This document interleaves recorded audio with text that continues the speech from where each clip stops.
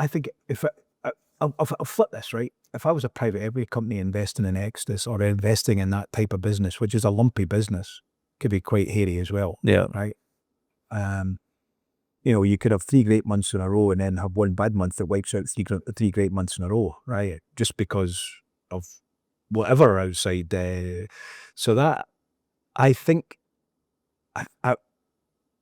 private equity would be much more suited to a company like Exergy Proteus, right? Yeah.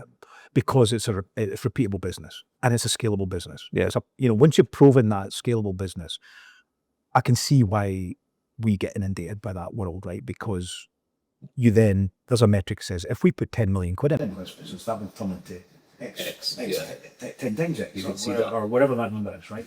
And I think when you've got that repeatable business, it's a much more it's a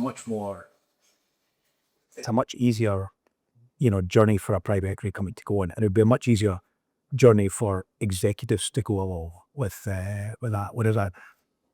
And I think you mature as well, Kenny, right? I can't imagine I imagine I was an absolute prick to half the guys that, from back in the Exodus days.